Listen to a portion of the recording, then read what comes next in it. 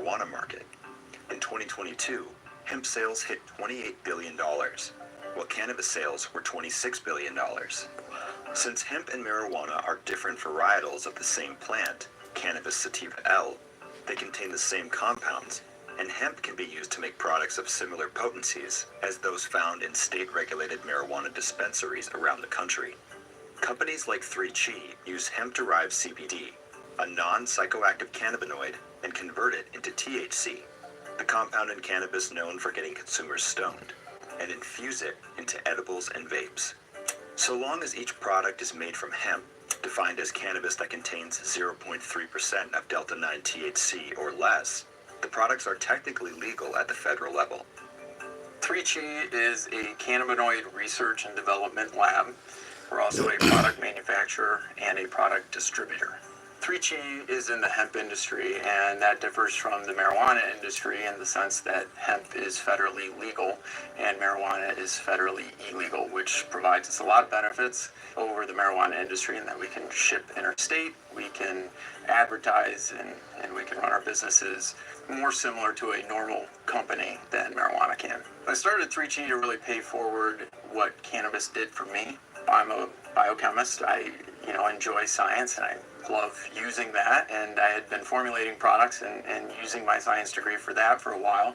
I had gone to a cannabis conference out in Portland because I had a lip balm company that was taking off, and it was a flavored lip balm that people were loving so much. They were eating it off their lips so fast they said, hey, turn this into an edible, and I didn't know what that meant.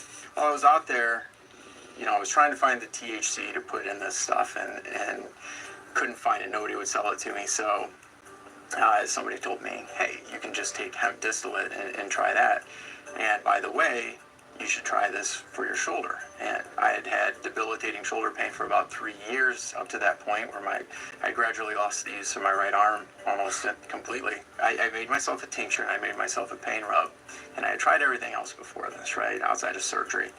And within a week of using it, I had used my right arm back. So you guys can see from that, not only is there potential when it comes to profits, but there's also potential when it comes to a lot of health benefits. Tinctures, rubs, salves, all these things can really help a lot of people when it comes to pain management. And what's also pretty interesting is that the difference between the hemp industry and the marijuana industry is actually pretty significant. On one hand, when it comes to the hemp, you can do a lot of marketing, you can ship interstate, heck, you may be even able to get support from banks. Whereas in the marijuana industry, there's no advertising, no cross-state shipping, and you're definitely going to get pushback from banks. They don't want to support you at all. So this loophole is definitely a really interesting one, but the distinguishing between the hemp and the marijuana plant is also pretty interesting. Now, we all know the Farm Bill had done a lot when it comes to home growers, THCA, and that type of market, but let's dig in and have a look at some of the other benefits that came with that Farm Bill.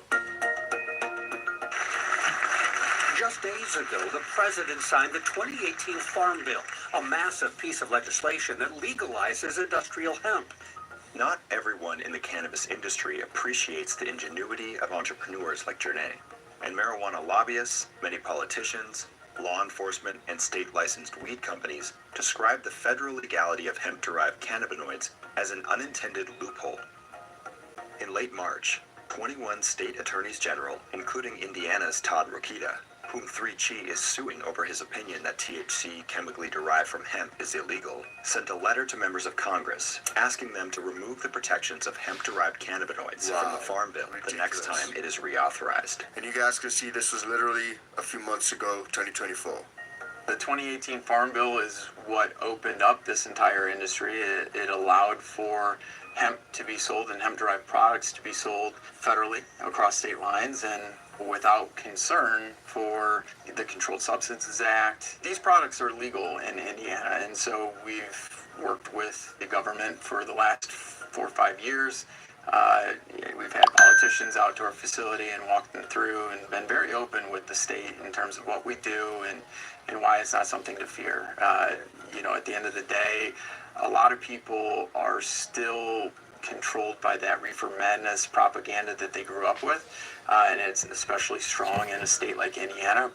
What we've been trying to get passed in Indiana for the last 4 years is a bill that puts regulations and guardrails on this industry. We've been trying to get it to a point where it's 21 and up everywhere you go, and